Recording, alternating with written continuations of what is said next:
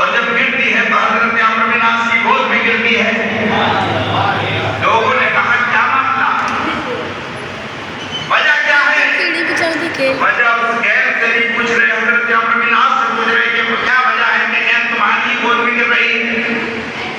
कहा मैं तो कुछ कह नहीं रहा, मैं बैठा हूं, इसी गैर से पूछो, उछालो, इससे पूछो। कहा ये बोलती नहीं है।